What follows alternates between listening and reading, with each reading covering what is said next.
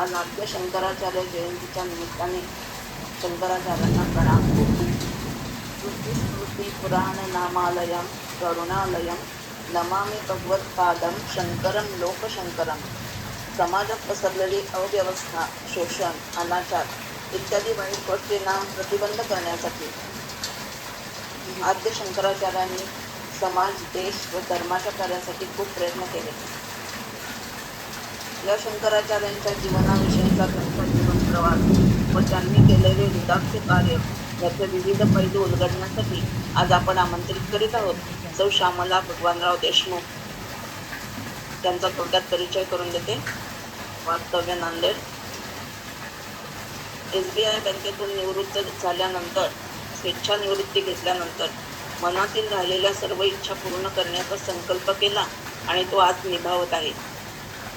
मुलांच्या तसेच आदिवासी आश्रमशाळेच्या प्रगतीसाठी विशेष लक्ष देत आहे. त्याचेच फलित म्हणजे 15 मिनिटात संपूर्ण भगवद्गीता लिहिण्याचा विक्रम शाळेतील 100 मुलांकडून करून घेतला व ती नोंद आज गिनीज बुकामध्ये झाली. ही विशेष. स्वतः MA संस्कृतमध्ये विशेष प्रावीण्यासह उत्तीर्ण, संस्कृत कोविद परीक्षाही विशेष प्रावीण्यासह उत्तीर्ण.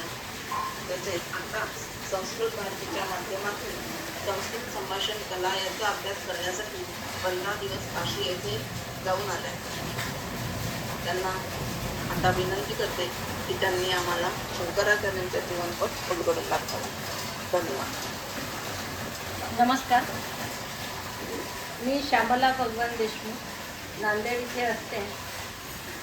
जरी सगळे मला घरातलेच असले तरी एक औपचारिकता म्हणून मी माझ्या वहिनीने हा परिचय करून दिलेला आहे.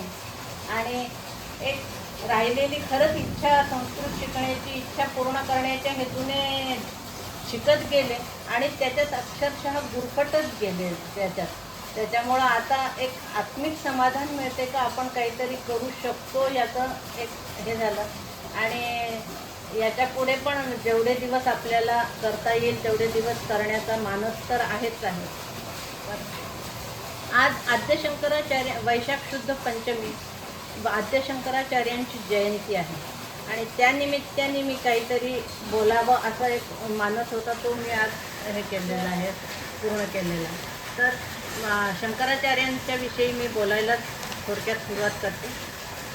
सदाशिव समारंभात शंकराचार्य मध्यमात अस्मत् आचार्य पर्यंतम वंदे गुरुपरंपराम.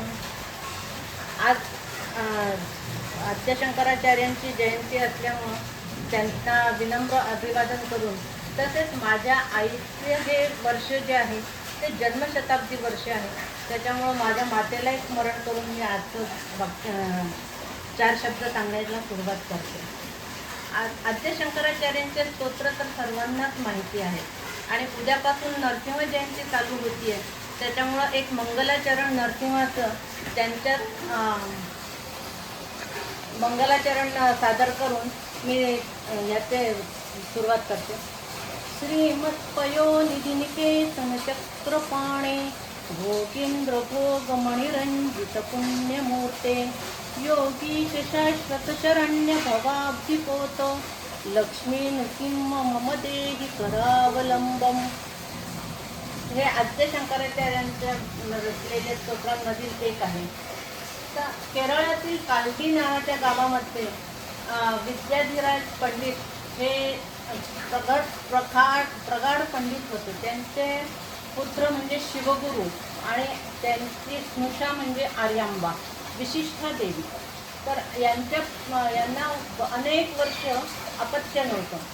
शिवगुरूसुद्धा प्रखर विद्वान होते आणि त्यांना अपत्य नव्हतं, त्याच्यासाठी त्यांनी अनेक व्रत वैकल्य केले, परंतु त्यांना यश आले नाही. शेवटी गावातील शिवाच्या मंदिरात जाऊन त्यांनी कठोर आराधना केली आणि शंकर त्यांना प्रसन्न झाले.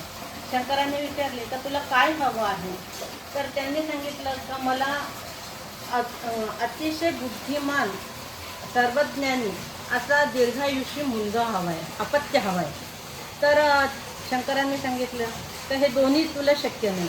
जर तुला अतिशय बुद्धिमान हवा असेल मुलगा असामान्य बुद्धिमत्तेचा जर अपत्य हवा असेल तर तो अल्पायुषी असेल, आणि सामान्य बुद्धिमत्तेचा हवा असेल तर तो दीर्घायुषी असेल. यातील तुला कोणता तरी एक विकल्प निवडावा लागेल. तर शंकराचार्यांनी सांगितलं, शिवगुरूंनी सांगितलं की मला चालेल. तर तो जो मुलगा असेल तो जगाचा उद्धार करणारा असेल असं शंकरांनी आशीर्वाद देऊन त्यांना तृप्त केलं.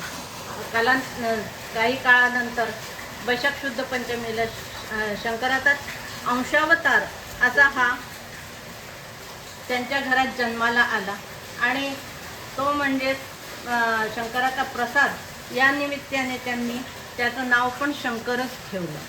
शंकराची सामान्य बुद्धिमत्ता आणि त्यांचं पाठांतर आणि छोट्या वयामध्ये विलक्षण बुद्धिमत्ता असलेला हा जो बालशंकर जो आहे त्याचं सर्व गावामध्ये कौतुक होत असे.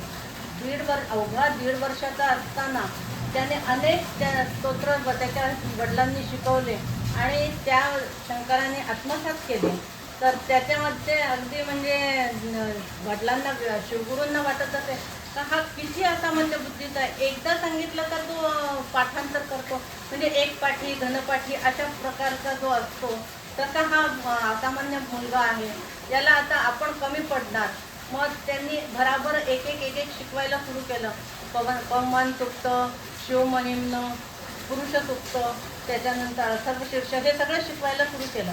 आणि मग तो अतिशय सुंदर लेख म्हणायचा. मग तो एकदा असं शिवमहिम्न स्तोत्र म्हणत होता. महिम्न पारंते परमविदुषो यज्ञसदृशी, असं म्हणताना आर्यांबा तर अगदी हरखून जायची. तर हा एवढा सुंदर कसा काय म्हणतो, इतकं छान कसं काय ह्याचं पाठांतर आहे.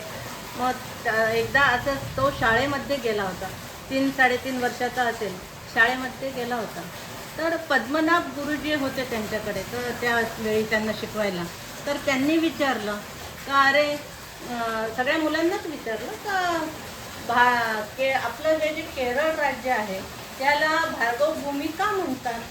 तर मग बालशंकर उठून उभा राहिला आणि त्याने उत्तर द्यायला सुरू केला. अगदी छानपैकी असा उभा राहिला आणि म्हणाला का ही जी केरळ ही जी भूमी आहे त्याची एक कथा आहे.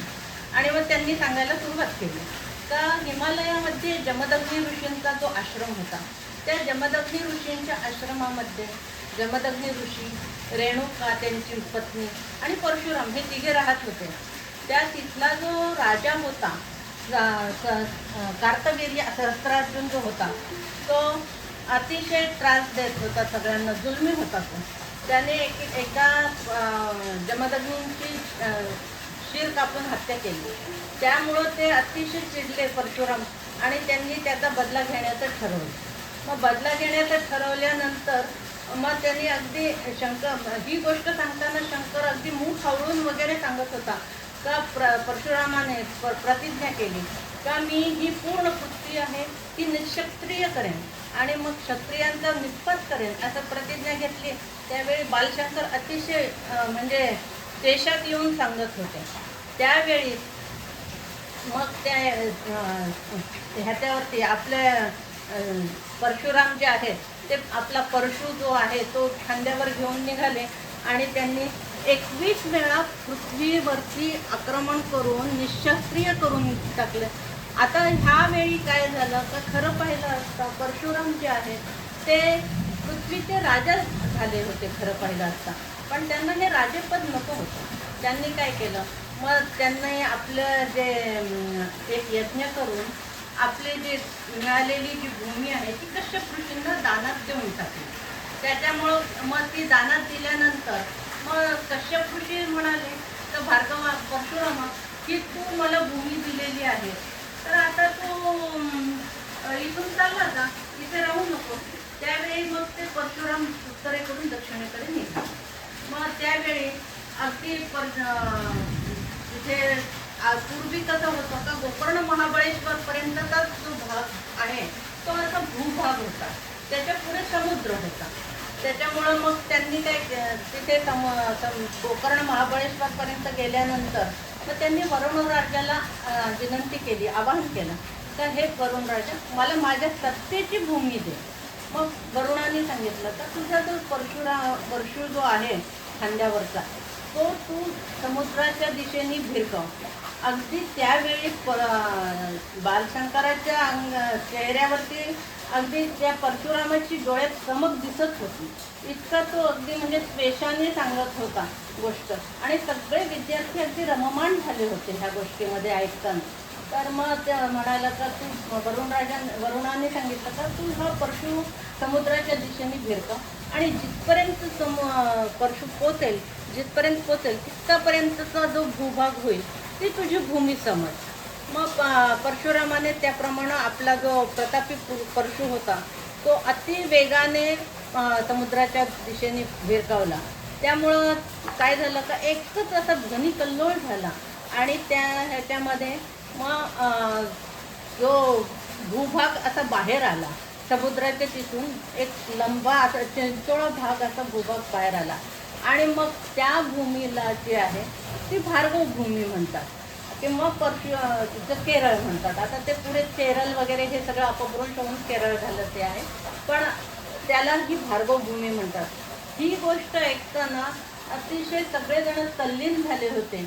आणि मग नंतर मग म्हणजे ह्यामधनं सगळी कशी त्याची चुणूक दिसत होती बुद्धिमत्तेची. मग नंतर मग त्याने एक दिवस त्या वडिलांबरोबर बालशंकर वडिलांबरोबर अभिषेक करायला गेले. गावातल्या शिवमंदिरामध्ये रुद्राभिषेक चालू होता. शंकराच्या समोर ही बसलेली बालमूर्ती अतिशय लोभच दिसत होती. गळ्यामध्ये रुद्राक्षाच्या माळ, त्याच्यानंतर त्यांना भस्माचे लावलेले पट्टे, हे सगळं पाहताना बालशंकराचा अगदी म्हणजे खरोखर जणू काही हा शंकराचा अवतार आहे हे जाणवत होतं. आणि मग ते अतिशय अस्खलितपणे त्याचा रुद्राभिषेक चालू केला त्यांनी. आणि मग त्यावेळी सगळ्या गावातमध्ये असं जाणवत होतं सगळ्यांना की बाबा आत्तापर्यंत अशा परिस्थितीचा अभिषेक कधीही झालेला नाही. हा मुलगा म्हणजे काहीतरी असामान्य आहे, हा ईश्वरी अवतारच आहे, हे सगळ्या लोकांना वाटायला लागलं.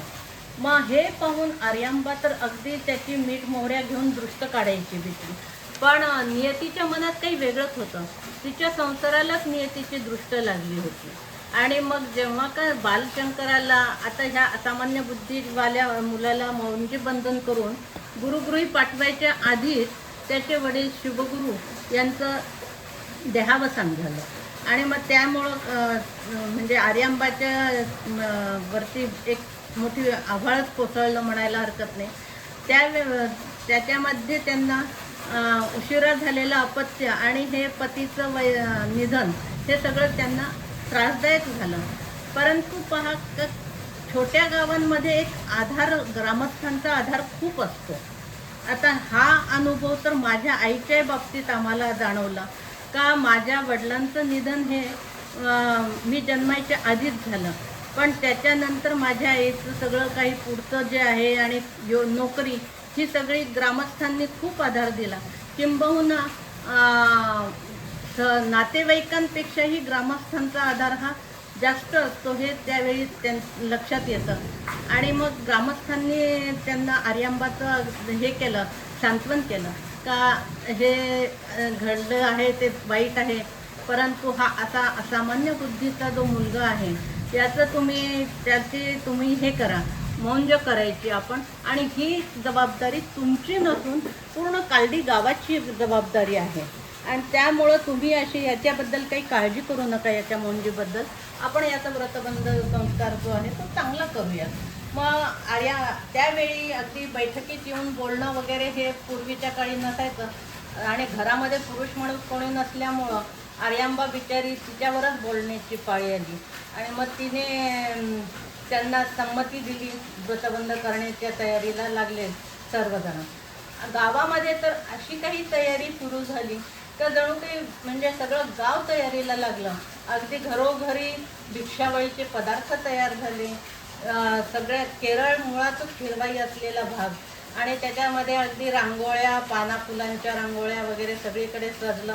आणि लहान मुली तर जणू इतक्या सुंदर नटल्या परकर पोलके वगैरे घालून, त्या जणू काही आपणच करवली आहोत याची, म्हणून प्रत्येक घरामध्ये जणू जाणवत होतं का हे आपल्याच घरचं कार्य आहे.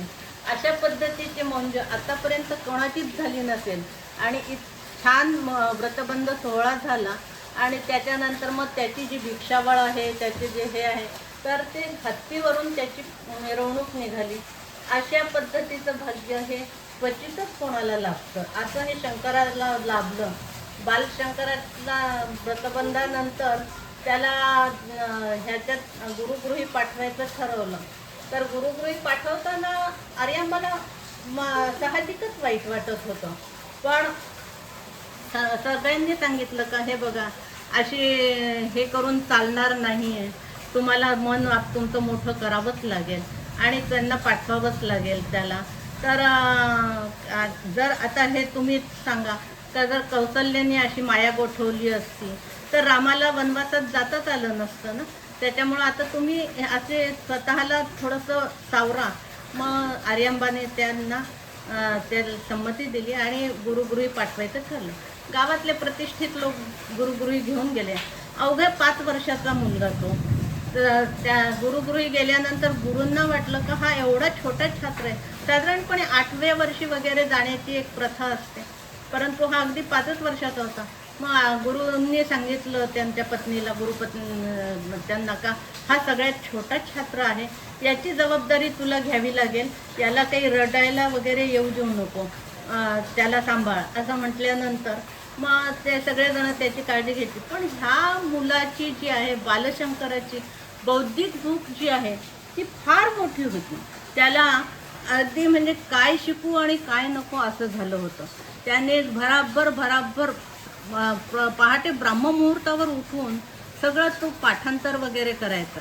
आणि त्याच्यात मग नंतर गुरुगृही जे असतं का, सगळे कार्य सकाळचे केल्यानंतर मग नदीवर जाऊन आंघोळ करायची, भिक्षा मागून आणायची, हे सगळे गुरुगृहातला जो दिनचर्या असायची त्याप्रमाणे तो नदीवर आंघोळीला गेला तर ती नदी जी आहे ती पूर्णा नदी, तीच त्याच्या कालडी गावातनं वाहते. मग तो तिथे गेल्यानंतर मग त्याला मातेची आठवण यायची. आणि मग तिथे तो म्हणायचा का हे पुण्य कलिले का तू माझ्या आईला निरोप दे आणि मग मी सुखात आहे असं सांग, म्हणजे मग ती काळजी करणार नाही. मग त्यावेळी मग तिथली त्यांची जी दिनचर्या होती ती छान पार पडली. अक्षरशः 3 वर्षामध्ये त्यांनी सगळं काही आत्मसात केलं. म्हणजे शास्त्र, व्याकरण, त्याच्यानंतर वेद, उपनिषद, त्या सगळ्या विद्या त्यांनी अवघ्या 3 वर्षात आत्मसात केल्या.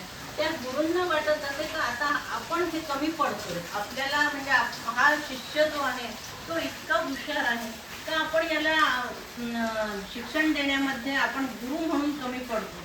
पण 3 वर्षात त्याचं जेव्हा पूर्ण झालं शिक्षण, त्यावेळी मग त्यांनी काय केलं तर आर्यांबाला निरोप पाठवला का बालशंकराला घेऊन जा. त्यावेळी मातेच्या मनामध्ये तर साहजिकच म्हणजे भीती वाटली का काय शंकराला बरं नाही का काय, ह्याला घेऊन जा म्हणण्याचा अर्थ काय, म्हणजे हा शिकत नाही आहे का काय झालं, याच्यामुळं म्हणजे ती शंकित झाली. परंतु ते जेव्हा त्यांनी सांगितलं का हा 3 वर्षातच हायचं सगळं शिक्षण पूर्ण झालेलं आहे आणि त्याला घेऊन जा म्हटल्यानंतर तिला एकदम हायचं वाटलं, बरे वाटलं. मग गावातले प्रतिष्ठित मंडळी पदवीदान समारंभाला त्याच्या गेले आणि 8व्या वर्षी आचार्य होणारा हा जो बालशंकर आहे असा आतापर्यंत कुठे झाला नव्हता. त्याच्यामुळं त्याची पुन्हा मिरवणूक गावातनं अगदी छान पद्धतीने काढली, हत्तीवरून मिरवणूक काढली. आणि मग त्यावेळी मग तो हत्तीवरून मिरवणूक काढताना जेव्हा घरापासून जात होता त्यावेळी मात्र मग त्यांनी शंकराने उतरून मातेला आणि वास्तुपुरुषाला आपल्या घराच्या तिथे येऊन नमस्कार वगैरे करून मग पुढे गेला. आता हा आचार्य झाला, त्याच्यामुळं मग पंचक्रोशीतले लोक त्याच्याकडे येऊन काही शंका विचारायचे वगैरे. तर हा सगळ्यांच्या शंका अगदी छान पद्धतीने निरसन करत होता. त्यांच्या बाबतीत एक श्लोक आहे का, 8 वर्षे चतुर्वेदी, 12 सर्व शास्त्रविद, 16 कृतवान भाष्यम द्वात्रिंशे मुनिराभ्यगात.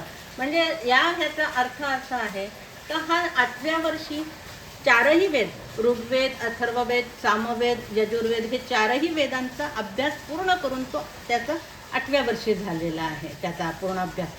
12व्या वर्षी सर्वशास्त्र.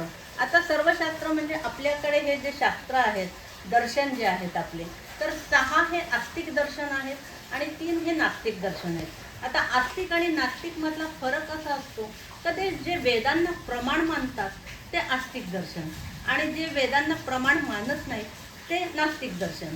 आता सांख्य, वैशेषिक, न्याय, पूर्वमीमांसा, योगशास्त्र, योगदर्शन, त्याच्यानंतर वेदांत हे जे आहेत हे आस्तिक दर्शन आहे. आणि जैन, बौद्ध आणि चारवाक हे नास्तिक दर्शन आहे. आता हे त्यांचं सगळं शास्त्र त्यांनी पूर्ण 12व्या वर्षी पूर्ण केलं. त्याच्यानंतर 16व्या वर्षी त्यांनी ह्या सगळ्यावरती भाष्य लिहिलं, प्रस्थानत्रयीवरती. त्याचा आपण पुढे तर उल्लेख घेणारच आहोत. तर हे सगळं त्यांचं अक्षरशः म्हणजे इतक्या कमी वयात झालेलं आहे का खूप म्हणजे आश्चर्य वाटण्यासारखं. मग त्यांना आता ते आचार्य झाले तर आर्यांबेला वाटलं का साहजिकच आता याने आपलं लग्न करावं, गावामध्येच आपल्या आईसारखं हे वडिलांसारखंच गुरुकुल चालू करावं. म्हणजे मग काय होईल का मुलगा आपल्या नजरेसमोरच राहील आणि आपल्याला याला विवाह बंधनात अडकवता येईल. म्हणून आईची आपली लगबग चालू झाली का मुली यायला लागल्या. त्यावेळी लवकर विवाहाची पद्धत होती, म्हणजे सून आणण्याचे स्वप्न ती रंगवत होती. आणि ह्या ज्या बालशंकराला मात्र त्याच्या डोक्यामध्ये वेगळे विषय होते का जे वैदिक धर्माचा जो ऱ्हास होत चाललेला आहे तर तो कसा आपल्याला थांबवता येईल याबद्दल त्यांचे विचार होते. आता वैदिक धर्माचा ऱ्हास होत होता म्हणजे काय होत होतं का त्यावेळी जे आहे ते जैन आणि बौद्ध या धर्मांचे जे लोक होते त्यांनी त्यांचं प्रस्थ त्यांना जास्त वाढवलं होतं. त्याच्यामुळं लोक त्या धर्मामध्ये आकृष्ट होऊन जात होते. आणि दुसरी गोष्ट म्हणजे बौद्ध धर्माला राजाश्रय मिळाला होता, त्यामुळं त्यांचे प्रस्थ वाढत होतं. आणि दुसरी महत्त्वाची गोष्ट म्हणजे आपल्या वैदिक धर्मामध्ये कर्मकांडाचं प्रमाण स्तोम जरा वाढलं होतं. आणि शिवाय हे शैवपंथीय वेगळे, वैष्णव वेगळे, शाक्तपंथीय वेगळे, हे जे कापालिक वेगळे. कापालिक म्हणजे हे काळभैरवांची जी उपासना करतात त्यांना कापालिक म्हणतात. तर हे सगळे जे आहेत हे यांचं जे आहे ते असं विभाजन झाल्यामुळं वैदिक धर्मामध्ये संघटन राहिलं नव्हतं. मग आता हे संघटन एकत्रीकरण आपल्याला कसं करता येईल या विषयावरती शंकराचार्यांनी मग अभ्यास करायचा ठरवला. आणि म्हणजे त्यावरती तोडगा काय काढणार तर आपण संन्यास दीक्षा घेऊया आणि बाहेर पडूया. वैदिक धर्माचा ऱ्हास त्यांनी पाहवत नव्हता, त्याच्यामुळं मग त्यांनी संन्यास घ्यायचा ठरवला. पण इकडे तर आई सून आणायचे स्वप्न रंगवतीये. मग त्यांनी आईला 1-2 वेळा सांगून पाहिलं पण आईने ऐकलं नाही. मग शेवटी मग काय झालं का त्यांचं मन काही ह्या गोष्टींमध्ये लागत नव्हतं. असंच एके दिवशी पौर्णिमेवरती ते पूर्णा नदीमध्ये पोहायला गेले होते. आणि पोहायला गेले त्यावेळी काय झालं का त्यांचा पाय मगरीने धरला. पाय मगरीने धरल्यानंतर मग त्यांनी आरडाओरडा करायला सुरुवात केली. की गावातले लोक जमले आणि आई पण आली. आईचं हृदय एकदम पिळवटून गेलं का आता कसं होणार याचं. लोकांनी प्रयत्न केला का त्या मगरीला याच्यापासून सोडवावं म्हणून एकदा पाय सोडवण्यासाठी, परंतु ते तसं काही झालं नाही. मग त्यांनी काय केलं का आईला तिथूनच विचारलं का अगं आई म्हणे असाही मी मगरीच्यामुळं मरणार आहे तर मला संन्यास दीक्षा घेण्याची परवानगी दे, म्हणजे मग तुला त्रास नाही होणार. आणि मग शेवटी मातृहृदयच ना ते, कसाही कर बाळा पण तू जिवंत राहा आणि चांगला राहा, हे मातृहृदय कोणती आई अशी हे म्हणणार आहे. मग त्याप्रमाणे आर्यांबाईंनी त्यांना परवानगी दिली आणि योगायोगाने त्या मगरीने पण त्यांचा पाय सोडला. म्हणजे हे सगळं कसं काहीतरी घडण्यासारखंच, म्हणजे असं म्हणजे अशाप्रमाणे ठरवल्यासारखं होतं. त्यानुसार त्यांचा पाय सोडला आणि मग ते अगदी पडत्या फळाची आज्ञा घेऊन आईच्याकडनं तयारी म्हणजे संन्यास दीक्षा घेण्याचे त्यांचे मानस त्यांनी बोलून दाखवलं आणि त्याप्रमाणे तयारी केली. मग त्यानंतर काय झालं का त्यांना मातेला काय वाटलं का आता ठीक आहे संन्यास दीक्षा घ्यायची तर गावाच्या जवळपासच कुठेतरी हा आश्रम बांधून राहील, किमान आपल्या डोळ्याला कधी पाहायची इच्छा झाली तर आपल्याला बघता येऊ शकेल अशा यांनी वाटलं. परंतु हा जगाचा उद्धार करण्यासाठी, जगाची विस्कटलेली घडी दुरुस्त करण्यासाठी निघालेला मुलगा हा एवढ्या गावाच्या जवळ किंवा घरात राहणं हे शक्यच नाही. त्यांनी मातेला सांगितलं का बाबा मला असं एवढ्या ह्याच्यामध्ये राहणं शक्य नाही आहे, मला पूर्ण भारत भ्रमण करून हा वैदिक धर्माचा जो ऱ्हास होत आहे तो मला ठीक करायचा आहे, त्याच्यामुळं तू तशी मला आता आडकाठी घालू नको. मग मातेने मोठ्या मनाने तयारी केली आणि मग त्यानुसार त्यांनी ठरवलं. मधल्या काळात काय झालं का एके दिवशी त्या पूर्णा नदीवरती त्यांची आई रोज आंघोळीला जायची. तर आता उशिरा झालेलं अपत्य, त्याच्यानंतर पती निधनामुळं आणि व्रतवैकल्य कठोर करण्यामुळं ती आर्यांबा बरीच थकली होती. एके दिवशी त्यांना भोवळ आली आणि पडल्या त्या रस्त्यात. त्याच्यामुळं मग काय झालं का आईला त्यांनी सांगितलं का बाबा तुझा हा जो हे आहे तर त्याच्यामुळं तुझं तसं झालेलं आहे जो स्नानाचं. तर मग त्यांनी काय केलं का जलदेवतेची आराधना केली. जलदेवतेची आराधना करून त्यांनी पूर्णा नदीला विनवणी केली का माझ्या घराजवळून वाहण्याचं हे केलं. आणि त्या दिवशी अचानक रात्री धुवाधार पाऊस आला आणि पूर्णा नदीचे 2 पात्र तयार झाले. एक पात्र जे आहे का एका पात्राचा प्रवाह आर्यांबेच्या घराच्या जवळून झाला. त्याच्यामुळं मग आर्यांबेला नदीला जाणं अगदी सोयीचं झालं. मग ह्यांनी संन्यास दीक्षा घेण्याचं जे ठरवलं होतं त्यानुसार त्यांनी तो सोहळा पार पाडला. का भगवी लंगोटी वगैरे सगळे वस्त्र धारण केले, हातात कमंडलू आणि घेऊन निघाले आणि नंबूद्री म्हणजे स्वतःच्याच घरी जे घराचे कुलदीपक आहेत ती त्यांच्याच घरी जाऊन उभे राहिले आणि भिक्षा मागण्यासाठी ओम भगवती भिक्षाम देही असं म्हटल्यानंतर मग म्हणजे त्या मातेला अतिशय वाईट वाटलं. साश्रू नयनेने त्यांनी त्याला भिक्षा घातली का बाबा जिथे राहशील तिथे सुखात राहा असं म्हटल्यानंतर मग त्यांनी ते म्हणजे शंकराला अशी विनवणी केली का हे शंकरा हा तूच दिलेला हा मला प्रसाद आहे आणि तूच आता म्हणजे त्याला जगाच्या उद्धारासाठी बाहेर पाठवतो आहे. आता ह्याचं जे वागणं म्हणजे ह्याच्या बाबतीत कसं होणार आहे का करतल भिक्षा करुतल वास, म्हणजे आता हा धरणी अंथरणार आणि आकाश पांघरणार ह्याची काळजी आता तुलाच घ्यायची आहे. तुझाच हा प्रसाद आहे त्याच्यामुळं तूच त्याची काळजी घेण्याला समर्थ आहेस असं म्हणून मग तिने अगदी त्यांना निरोप दिला आणि त्याच्या पाठमोऱ्या आकृतीकडे पाहत राहिली. एवढा छोटा मुलगा 8 वर्षाचा मुलगा म्हणजे आज आपण विचारही करू शकत नाही का पायी निघाला गुरुच्या शोधात निघाल्यानंतर मग त्यांना आता मार्ग नाही माहिती का बाबा आपण कोणत्या दिशेला गेल्यावर आपल्याला गुरु भेटेल.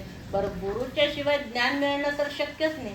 त्याच्या बाबतीत असं एक असतं का पहा ग्रंथामध्ये सगळे लिहिलेले आहेत, सगळं ग्रंथामध्ये सगळं ज्ञान आहे, परंतु ते ग्रंथ वाचून सगळं ज्ञान मिळवता येत नाही.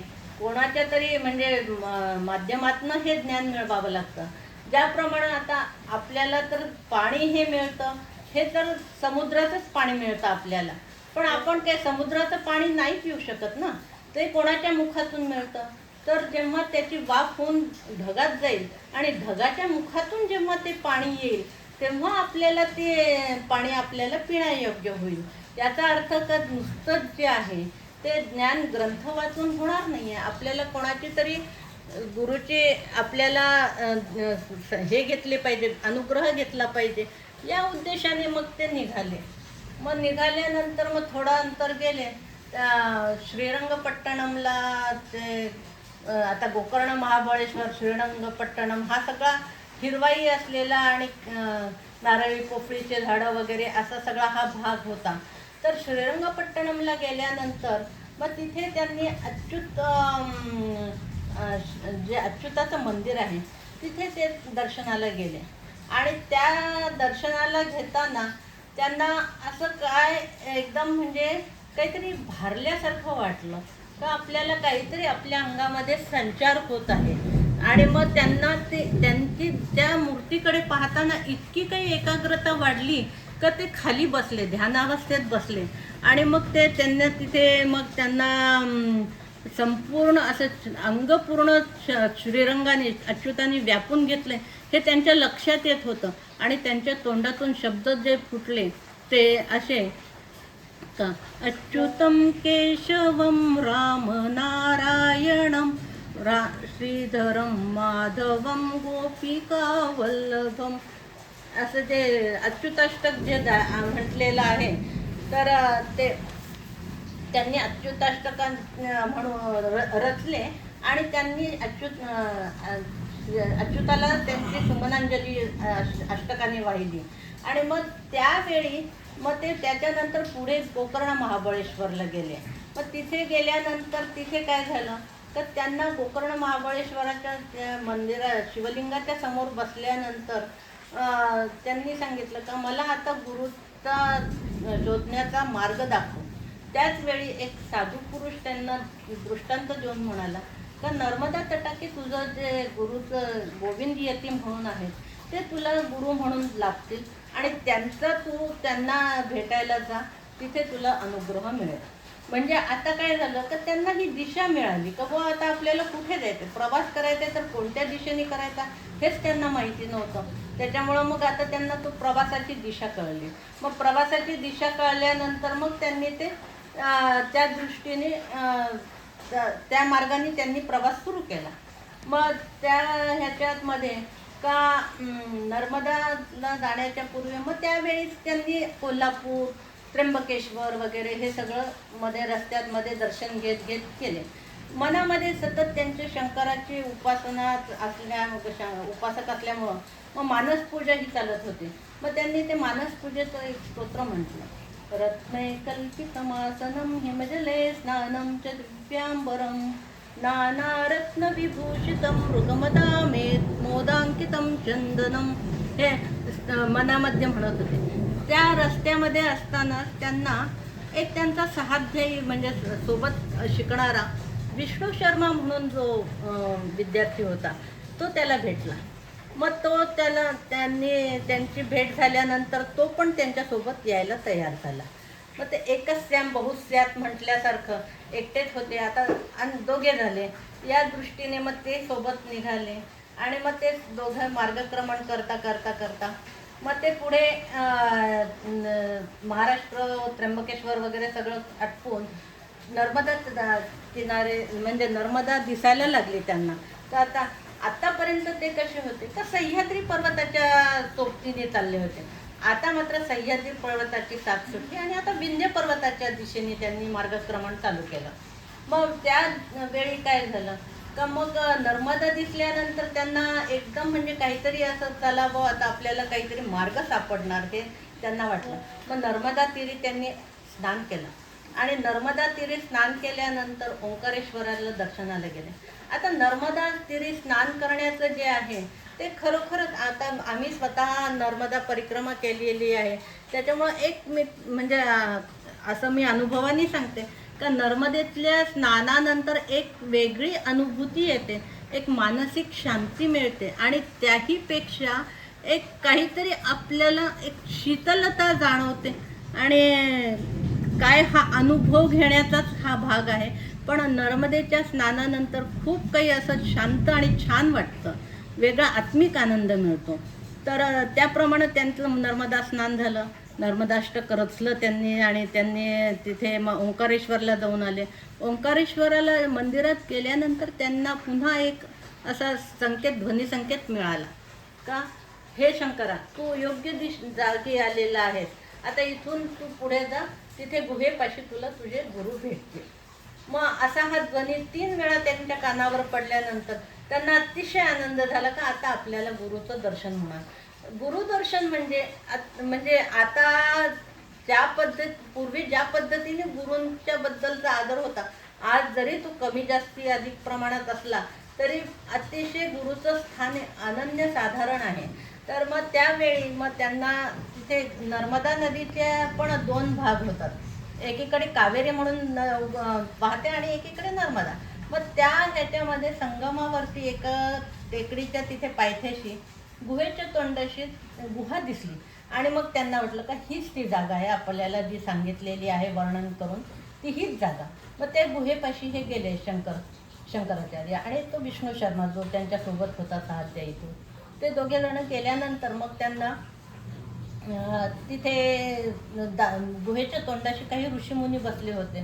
तर त्यांनी सांगितलं का आता गोविंद यती जे आहेत ते ध्यानाला बसलेले आहेत, आत्ताच तुम्हाला त्यांचं दर्शन मिळणार नाही.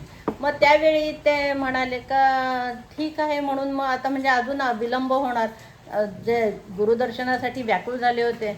तर मग त्यांनी तिथे बाहेर शिळेवर बसून एक गुरु अष्टक म्हणायला सुरू केलं, गुरुची स्तुती म्हणायला सुरू केली आणि तो आवाज ऐकून गोविंद यती बाहेर धावत आले, आला रे करून अगदी धावत आले. आणि मग त्यांनी पाहिलं आणि मग शंकराचार्य पण गोविंद यती आलेले, त्यांनी पण आधी पाहिलेलं नव्हतं, परंतु आपले हेच गुरु आहेत काहीतरी अंतरात्म्याला वाटलं आणि त्यांनी त्यांच्या पायावर लोटांगण घातलं. आणि मग त्यांनी गोविंद यतींनी पण त्याला कवटाळून धरलं जवळ आणि मग म्हणाले का अरे कुठे गेला होतास, किती वेळची मी तुझी वाट पाहतोय. मला अच्युताने दृष्टांत दिला का एक तेजस्वी असा मुलगा तुझ्या दर्शनासाठी तुझ्याकडे येणार आहे आणि त्याला तू अनुग्रह देऊन त्याला तू शिष्य करून घे. तर त्यामुळं मी तुझी केव्हाची वाट बघत होतो, आता तू आलास तर आता सांग बाळा तुझं नाव काय. तर मग तो म्हणतो म्हणजे तू कोण आहेस असं विचारतात. तर मग त्यावेळी ते शंकराचार्य एक निर्वाण षटकम किंवा आत्मषटकम म्हणतात, त्याच्यातलं ते श्लोक म्हणून दाखवतात. तर तो श्लोक असा आहे का मनोबुद्धिहंकार चित्तानि नाहं न च श्रोत्र जिह्वे न च घ्राण नेत्रे न च व्योम भूमिर्न तेजो न वायू चिदानंद रूपम शिवोहम शिवोहम. म्हणजे मी कसा आहे का मी चित्त बुद्धी अहंकार हे काहीही नाही आहे किंवा माझं हे श्रोत्र म्हणजे कान नाक हे जे पंचेंद्रिय आहेत हे काही नाही आहे. मी मी भूमी आहे, पंचमहाभूतातलं भूमी आहे, व्योम म्हणजे आकाश आहे का जल आहे हे काहीही नाही, पंचमहाभूतांपैकी काही नाही. मी कसा आहे तर मी चिदानंद रूपम शिवोहम शिवोहम म्हणजे मी शंकराच्या म्हणजे मीच शिव आहे अशा पद्धतीने त्यांना उत्तर दिलं. आणि मग त्यांना खात्री पटली का हा जो आपल्याला अच्युताने दृष्टांत दिलेला आहे का तुला जो मुलगा भेटायला येईल, जो छोटा तेजस्वी मुलगा एक तुझ्याकडे अनुग्रह घ्यायला येईल तो हाच आहे तो, असं म्हणून मग त्यांना ते आत घेऊन जातात.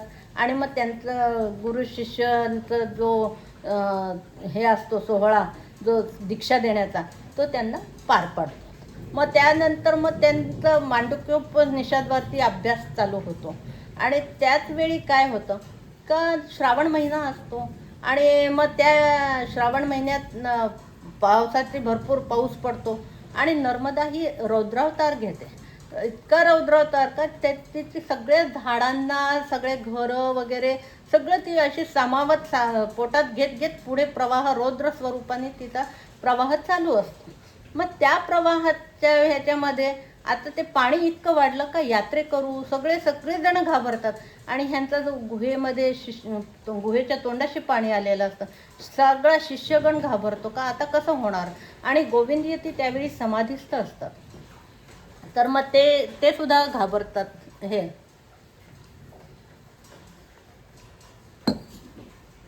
सगळे शिष्य घाबरतात का गुरूंची जी समाधी आहे ती भंग पावायला नको. मग त्यासाठी काय करता येईल. आणि मग नर्मदा तर अगदी थोड्या वेळाने तिचा पात्राचा आकार वाढत होता आणि गुहेच्या जेव्हा तोंडाशी पाणी आलं तेव्हा ही शंकराचार्य तिथे उभे राहतात आणि नर्मदेला नमस्कार करतात आणि मग एक हातातला कमंडलू घेतात आणि तो त्या नर्मदेच्या तोंडाशी असं लावतात आणि मग अक्षरशः काय हे घडतंय हे पाहण्यासाठी सगळेजण अगदी त्यांच्याकडे पाहत असतात का आता हे काय घडणार आहे, हा मुलगा काय करतोय, हा एवढा छोटा मुलगा आहे आणि हा काय करतोय. अवघ्या 12 वर्षाचा, उणेपुरं 12 वर्षाचं वय असतं त्यांचं, पण त्यावेळी हा काय करणार म्हणून ते सगळे पाहत असताना तर कमंडलूमध्ये पूर्ण नर्मदा नदी ही सामावली जाते. मग सगळ्यांना आश्चर्य वाटतं आणि त्यावेळी तोंडाने ते नर्मदाष्टक म्हणत असतात. सबिंदू सुंदू सिंधू सुस्खलत तरंग भंग रंजितम दीपत्सु पाप जात जातकारी वारी संयुतम कृतांत दूत कालभूत भीतिहारी वर्मदे त्वदीय पाद पंकजम नमामि देवी नर्मदे, नमामि देवी नर्मदे. हे नर्मदाष्टक म्हणत त्यांनी त्या नर्मदेची आराधना केलेली असते आणि कमंडलूमध्ये ती नर्मदा सामावली जाते आणि ते गुहेमध्ये पाणी जात नाही. आता हा जो वृत्तांत आहे तर गोविंद यतींचा मुलगा जो भर्तृहरी होता किंवा शिष्यगण सगळ्यांनी गुरूंना सांगतात का असं असं हे घडलं होतं आणि पाऊस एवढा वाढला होता आणि त्यामध्ये नर्मदेचं पाणी आपल्या गुहेत येणार आणि तुमची समाधी भंग पावणार. याच्या आधीच या शंकरांनी असं केलेलं आहे. तर त्यावेळी ते गोविंद यती अगदी पुन्हा त्यांना कवटाळतात शंकराचार्यांना आणि मग म्हणतात का हे बघ हा तूच आहेस ज्याच्याबद्दल मला सांगायचं आहे. आणि मग ते सांगतात का ते जेव्हा गोविंद यतीचे गुरु जे आहेत गौडपादाचार्य, तर ते गौडपादाचार्यांच्या सोबत त्यांच्या आश्रमात बद्रिकावनामध्ये राहत असताना काय झालं होतं का तिथे ते चर्चा करायचे. त्यावेळी श्री व्याससुद्धा तिथे यायचे आणि मग तिथे ते व्यास आल्यानंतर मग ते काय म्हणाले का गोविंद यती व्यासांना म्हणाले का हा जो बादरायणावरचा जो सूत्र ब्रह्मसूत्र जे आहेत त्याच्यावरती तुम्ही भाष्य का लिहित नाहीत. तर त्यावेळी व्यासांनी सांगितलेलं असतं का हे बघ तुझा जो शिष्य आहे जो नर्मदा नदीचा प्रवाह कमंडलूत सामावून घेईल त्यांनी तो हे कार्य करेल आणि मग त्याच्याकडनं हे भाष्य लिहिण्याचं कार्य होईल आणि हे सगळं घडलं हे तू केलेलं आहेस म्हणून तू ते भाष्य लिही. आता ह्या किरकोळ रचना करण्याचं सोडून देतो आणि मग त्यांनी ते भाष्य लिहिण्याचं त्यांना आदेश देतात. मग त्याच वेळी मग ते म्हणतात का आता आपण त्यांचे जे गुरु गौडपादाचार्य आहेत त्यांच्याकडे आपण भेटायला जाऊया. मग ते गोविंद यती आणि शंकराचार्य त्यांच्याकडे भेटायला जातात गौडपादाचार्यांच्याकडे. मग गौडपादाचार्यांनी मग त्यांना तर अगदी आनंद होतो का हा एवढा छोट्या वयातला हा मुलगा इतकं चांगलं कार्य करतोय. मग त्यांना खूप आनंद होतो आणि मग प्रस्थानत्रयीवरती त्यांनी भाष्य लिहायला त्यांना आदेश देतात. आता प्रस्थानत्रयी म्हणजे काय असतात का भगवद्गीता, ब्रह्मसूत्र आणि उपनिषद ह्यांच्यावरती हे जे 3 आहेत ह्याच्यावरती म्हणजे हे प्रस्थानत्रयी आहेत. तर ह्याच्यावरती भाष्य लिहायचे. आता आपल्याकडे उपनिषद जे आहेत ते 10 उपनिषद आहेत. त्या 10 उपनिषदांवरती, भगवद्गीतेवरती आणि ब्रह्मसूत्रांवरती ह्या सगळ्यांवरती जे भाष्य लिहायचं म्हणजे हे काही अगदी क्षुल्लक काम नाही आहे. बरं आजच्यासारखे त्यावेळी हे नव्हते, साहित्य नव्हतं, काही नव्हतं, तरी पण शंकराचार्यांच्या अफाट बुद्धिमत्तेने त्यांनी हे कार्य सुरू केलं. मग गौडपादाचार्यांच्या समवेत ते कैलास पर्वतावर पण गेले. तिथे साक्षात शंकराचं दर्शन होतं आणि त्याच्यानंतर मग व्यासांचं पण दर्शन होतं. त्यावेळी ते परापूजा असं जे स्तोत्र आहे तर परापूजेचं स्तोत्र जे आहे अखंडे सच्चिदानंदे निर्विकल्प एकरूपिणी हे जे स्तोत्र आहे ते त्यांनी रचलेलं आहे आणि ही परापूजा शंकर स्वीकारतात.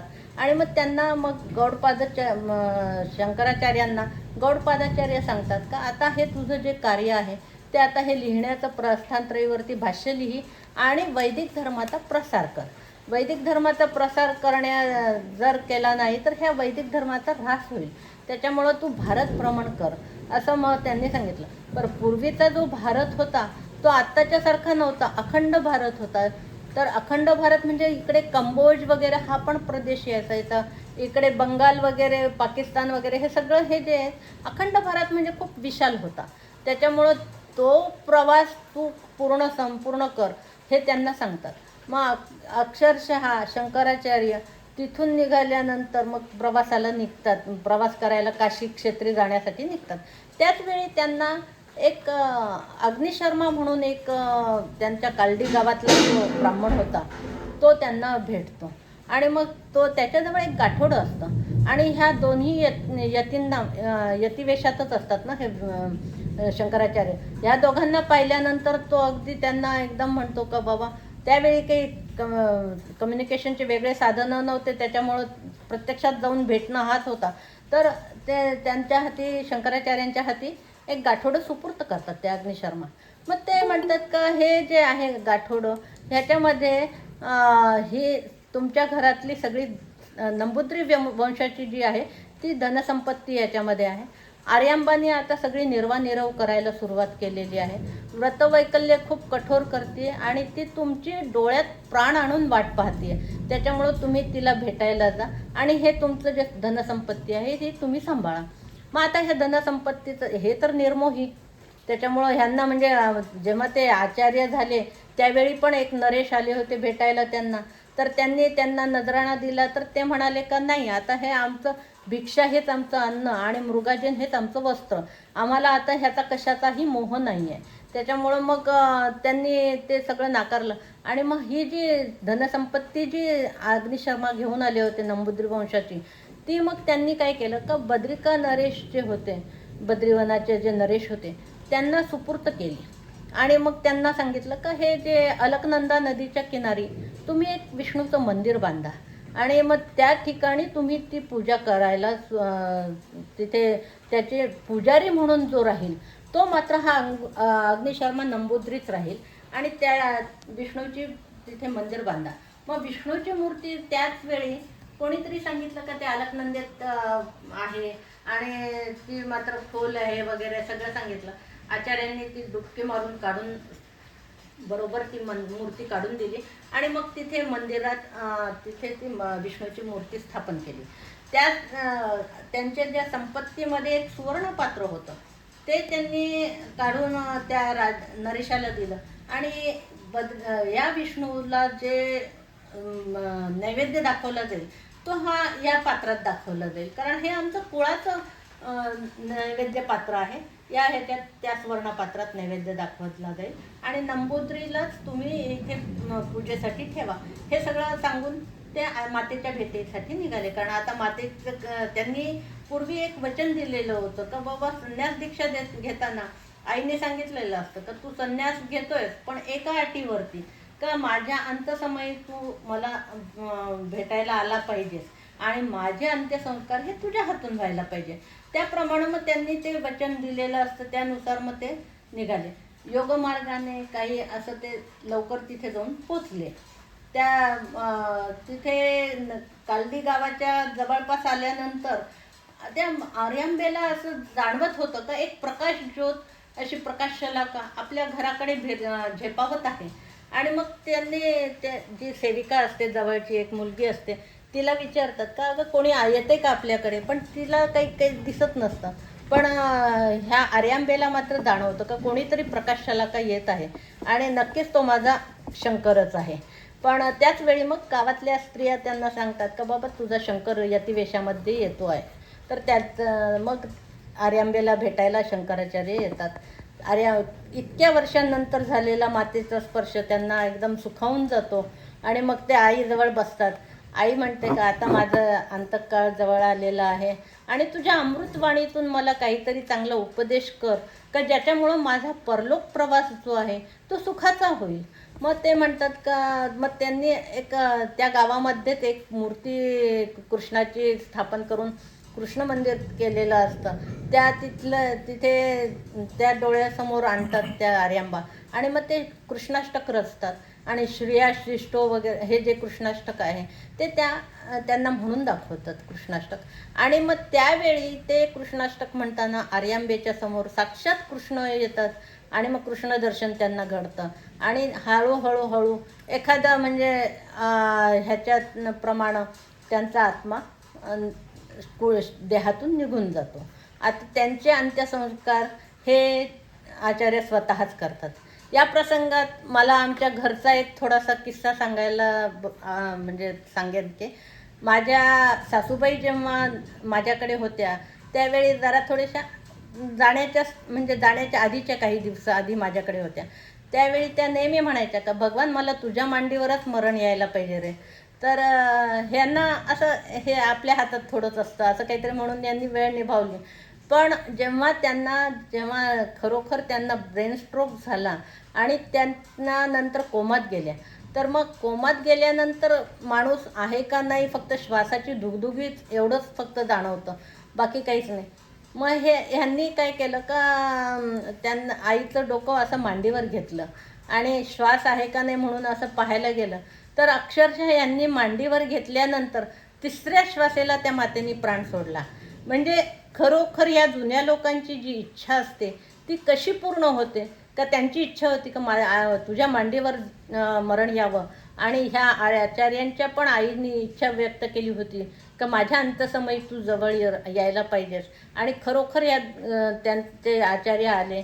मग त्यांनी त्यांच्या हाताने अंत्यसंस्कार केला. आता कसं असतं का संन्यास दीक्षा घेतल्यानंतर अग्नीला स्पर्श करायचा नाही असा एक नियम असतो. तर त्यानुसार मग सगळ्या गावातल्या लोकांनी म्हटलं का बुवा हे तुम्ही चुकीचं करताय, तुम्ही अंत्यसंस्कार करण्याचे अधिकारी नाही आहेत वगैरे. पण शंकराचार्य ठाम होते, मी माझ्या मातेला वचन दिलेलं आहे, ह्याच्यानुसार मला हा संन्यास दीक्षा घेण्याची तिने परवानगी दिली, मी माझ्या वचनाला ठाम राहणार, मी अंत्यसंस्कार करणार. आणि मग त्यांनी ते सगळं विधी आटपून साश्रुनयनाने कालडी गाव सोडलं. आणि मग कालडी गाव सोडताना मातेच्या अनेक आठवणी त्यांच्या हृदयात होत्या, त्या सगळ्या त्यांना येत होत्या. तेवढ्यात एक गावाच्या वेशीवरतीच एक त्यांना तरुण भेटतो, सनंदन नावाचा एक तरुण भेटतो. आणि तो ह्या दोघं विष्णू शर्मा आणि हे आचार्य शंकराचार्य. आता विष्णू शर्मांना मध्ये त्यांनी संन्यास दीक्षा दिली, त्याच्यामुळे त्यांचं नाव चित्सुखाचार्य असं ठेवलेलं असतं. त्या ह्या दोघांना तो सनंदन भेटतो. आणि मग सनंदन भेटल्यानंतर मग तो म्हणतो का मी यतिराज, मी सनंदन ओंकारेश्वरहून आलेलो आहे आणि गोविंद यतींची तब्येत अस्वस्थ आहे आणि अत्यवस्थ आहेत आणि ते तुमची वाट पाहत आहेत. म्हणजे आचार्यांना तर आत्ताच कुठे मातेचंही छत्र हरपलं आणि आता गुरुचं छत्र हरपणार ह्याने ते अगदी अस्वस्थ झाले. आणि मग ते नर्मदा तीरी जायला निघाले. मग नर्मदा तीरी गेल्यानंतर गोविंद यतींच्या जवळ बसून त्यांनी त्यांच्या पाठीवरून हात वगैरे फिरवला, अंगावरून हात फिरवला, एक धन्याष्टक नावाचं अष्टक रचलं. मग तिथे त्यांनी त्यांना हे सांगितलं. धन्याष्टक म्हणताना जणू काही झोपेतून उठल्यासारखे गोविंद यती जागे झाले आणि मग म्हणाले, बाळा मी तुझी किती वाट बघत होतो, असं म्हणून ते उठले. आणि मग त्यांनी सर्व शिष्यगणांना सांगितलं, कारण त्यांनी ह्या आचार्यांचं जे आध्यात्मिक जे महत्त्व आहे ते ओळखलं होतं. त्याच्यामुळं त्यांना आता वेगळा कोणी ह्या गादीवरती कोणी दुसरा हे नको आहे, आचार्य नको आहे, ते शंकराचार्यांनाच ठेवायचं होतं. म्हणून मग त्यांनी शिष्यांना सांगितलं का बुवा हे जे आहेत हे तुमचे आता ह्याच्या पुढे आचार्य राहतील आणि यांचे आदेश तुम्हाला पाळायचे आहेत. मग त्यानुसार मग त्यांनी आपला देह कुडीतनं बाहेर सोडला. आणि मग कार्तिक पौर्णिमेला त्यांचं हे झालं, देहावसन झालं. मग नंतर मग उपदेश पंचकम म्हणून जे आहे स्तोत्र ते त्यांनी रचलं शंकराचार्यांनी आणि आपल्या त्या शिष्यांना सगळ्यांना उपदेश केला का हे जे ग्रंथ आहेत ह्या सद्ग्रंथांचे वाचन करत जा, त्याचे जे नियम दिलेले आहेत ते तुम्ही पाळत चला आणि ह्याच्यानुसारच तुम्ही वागा. कारण काय का आपल्या वैदिक धर्माचा ऱ्हास होण्यासाठी आपणच कार्य करावं लागणार आहे आणि त्याच्यामध्ये तुम्ही ऐहिक सुखाला महत्त्व न देता तुम्ही घराच्या बाहेर पडा, वैदिक धर्माचा प्रसार करण्यासाठी तुमची तयारी करा. मग असा उपदेश करून ते पुढे काशी क्षेत्री जायला निघाले. मग काशी क्षेत्री जायला निघाल्यानंतर मग रस्त्यामध्ये त्यांनी बरेच असे जिथे रस्त्यामध्ये तिथे प्रवचन करत वैदिक धर्माचा प्रसार कसा करावा लागेल वगैरे हे सगळं त्यांनी लोकांना मार्गदर्शन केलं. जनजागरण करण्याचं जे कार्य आहे ते त्यांनी सतत चालू ठेवलं. मग काशीला गेले. काशीला पुन्हा मग त्यांनी काशीचं कसं आहे का आधी गंगेवरती स्नान केलं, गंगाष्टक म्हटलं त्यांनी. नंतर मग तिथे काशीला काळभैरवाचं जे आहे ते अनन्यसाधारण महत्त्व आहे. म्हणजे काळभैरव हा शंकराचाच तसा अवतार आहे. आणि मग तिथे क्षेत्रात कसं तर तिथे जाऊन आधी काळभैरवाचं दर्शन घ्यायचं आणि नंतर मग शंकराचं दर्शन, विश्वेश्वराचं दर्शन घ्यायचं, अशी एक पद्धत आहे. त्यानुसार त्यांनी काळभैरवाचं दर्शन घेतलं, काळभैरवाच्या समोर उभे राहिले आणि मग त्यांनी एक काळभैरवाष्टक म्हटलं. देवराज सेव्यमान पावनांग्री पंकजम व्यालयज्ञसूत्रमिंदुशेखरम कृपाकरम, हेच त्यांनी कालभैरवाष्टक म्हटलं. मग त्यानंतर मग काशी विश्वेश्वराचं दर्शन घेतलं. तिथे काशी विश्वेश्वराच्या दर्शनानंतर मग त्यांनी काशीमध्ये एक नियम चालू केला का बुवा आता आपण रोज गंगेकिनारी रोज प्रवचन करायचं. आणि मग तिथे त्याप्रमाणे त्यांनी प्रवचन वगैरे रोज नित्य गंगेकाठी करायचे. मग येणारे विद्वान आचार्य, कारण काशी हे कसं आहे तर संस्कृतचं माहेरघर, तिथे शिवाय त्यानुसार त्यांनी तिथे हे केलेलं होतं का संस्कृतातल्या लोकांचे विद्वानांची एक छान असं माहेरघर असल्यामुळं अनेक विद्वान तिथे होते. तर मग चर्चा वगैरे चालायच्या. त्याप्रमाणे मग त्यांचं सगळं तिथे हे चालू असताना एका सकाळी ते असेच सकाळी ते निघाले. आणि मग त्यावेळी काय झालं का त्यांना थोडा काळोख होता. आणि मग त्यांना असं गंगेवर स्नानासाठी जात असताना एक काहीतरी असा दुर्गंध आला आणि त्याच्यानंतर एक काठीचा घुंगराचा असा आवाज आला. तर कोणीतरी येत आहे असा त्यांना भास झाला. आणि तेवढ्यात एक चांडाळ त्यांना खेटून गेला. तर ते एकदम ओरडले, दूर हो दूर हो दूर हो, असं एकदम ओरडले आचार्य. त्यावेळी तो चांडाळ म्हणतो, अरे तू दूर हो कोणाला म्हणतोयस? तू माझ्या शरीराला म्हणतोयस का? मग तुझं आणि माझं शरीर तर एकाच ह्याचं आहे, पंचमहाभूतातनं निर्माण झालेलं आहे. मग तू दूर हो कोणाला म्हणतोयस? बरं, तू माझ्या आत्म्याला म्हणतोयस का दूर हो? जर माझ्या आत्म्याला जर म्हणत असशील तर आत्मा हा अविनाशी आहे, चैतन्यमय आहे, आणि मग त्याला आत्म्याला दूर हो कसं काय म्हणतोयस? मग एकदम शंकराचार्य जरा चपापतात आणि म्हणतात, हे ज्ञान तू कुठं मिळवलंस? अरे तूच तर गंगेकाठी प्रवचन करतोस, त्यावेळी तूच सगळं सांगतोस, मी तिथे ऐकायला येत असतो, तिथेच हे ज्ञान मिळवलं. मग ते पाहतात आणि मग म्हणतात का तू जर असं तू प्रवचनात एक सांगतोस आणि प्रत्यक्षात एक वागतोस, हे तुझं हे योग्य नाही आहे. मग त्यावेळी काय शंकराचार्य तिथेच रस्त्यावरती साष्टांग दंडवत घालतात त्यांना, काय हा चांडाळ पुरुष हा कोणीतरी असामान्य आहे. आणि मग दंडवत घालतात आणि वर उठून पाहतात तर चंद्रमौळी शंकर साक्षात उभे आहेत पार्वतीसह. म्हणजे काशी विश्वेश्वराचं दर्शन त्यांना असं घडलं, हे अतिशय म्हणजे त्यांचं भाग्यच म्हणायला पाहिजे. मग त्यावेळीच मग तिथे त्यांचं प्रवचन वगैरे चालायचे. मग एकदा अशीच गंगेवरती आंघोळ करताना त्यांचा एक सनंदन नावाचा जो पहिला आलेला जो शिष्य होता, त्याला ते नदीच्या पलीकडे असतो तो सनंदन. तर ते आवाज देतात सनंदन, तर त्याला ऐकायला येतं आवाज. आणि मग म्हणतो का गुरूंचं काहीतरी काम आहे आणि आपल्याला जायला पाहिजे, पण मध्ये तर एवढी नदी आहे, मग कसं जाणार? मग तो काहीही पर्वा न करता नदीमध्ये पाऊल टाकतो. आणि मग पाऊल टाकतो आणि मग नंतर पाऊल टाकल्यानंतर काय होतं का प्रत्येक पाऊल जिथे टाकतोय तिथे कमळाचं फूल तयार व्हायचं. आणि अलगद असं तो कमळाच्या फुलावरनं गंगा पार करून आल्यासारखा येतो. ही किमया सगळेजण नदीकाठचे लोक किंवा सगळेजण पाहतात. आणि हे पाहून आचार्यांना तर इतकं काही असं भरतं येतं आनंदाचं का हा खरंच ह्याची म्हणजे पात्रता खूप मोठी आहे. आणि मग त्या शिष्याचं सनंदनचं नाव हे पद्मपादाचार्य असं ठेवतात. आणि मग त्याच्यानंतर त्या असे शिष्य एक जण शिष्य त्यांच्या प्रवासामध्ये एक जण शिष्य जोडले जातात. एक महारोगी झालेला असतो शिष्य, तो सुद्धा त्यांना जोडला जातो. तर मग अशा प्रकारे ते जातात. मग नंतर एका ठिकाणी त्यांना कुमारील भट्टांच्या बद्दलचा असं त्यांना माहिती मिळते. मग कुमारील भट्ट जे आहेत तर ते जे आहेत त्यांना ते तुषाग्नी घ्यायला निघालेले असतात. तर तुषाग्नी म्हणजे भाताच्या तुसावरती स्वतःचा चिता रचून त्यांनी देह अर्पण करायचा असतो अशा प्रकारचं. तर मग ते तुषाग्नी घ्यायला निघालेले असतात, ते अगदी चितेवर बसलेले असतात, पहुडलेले असतात. त्यावेळी शंकराचार्य तिथे पोचतात. मग ते बरेच विनवणी करतात का तुम्ही हे रद्द करा, म्हणजे घेऊ नका, देहार्पण करू नका. पण ते म्हणतात नाही, माझ्याकडनं गुरुद्रोह झालेला आहे, त्याच्यामुळं मी तुषाग्नी घेणारच. मग ते तसं म्हणतात. आणि मग त्यांनी फक्त माझं भाग्य एवढं का तुमचं दर्शन झालं माझ्या शेवटच्या क्षणी. आणि मग ते त्यांना नमस्कार वगैरे करतात. आणि त्यावेळी ते सांगतात का सरस्वती म्हणून माझी जवळच महिष्मती नगरीत बहीण आहे, आणि मग तिथे त्या बहिणीचे यजमान जे आहेत ते मंडन मिश्र, तर त्यांना तू भेट. आणि मंडन मिश्र हे जे आहेत हे कर्मकांडाला जास्त मानणारे आहेत, आणि जर त्यांना तू वैदिक धर्माचे मतं जर पटवून दिलेस तर ते वैदिक धर्मासाठी तुला एक चांगले कार्यकर्ते मिळतील आणि तुझ्या ह्या कार्याला यश येईल. मग ते स्वतःचं आयुष्य संपवतात कुमारील भट्ट.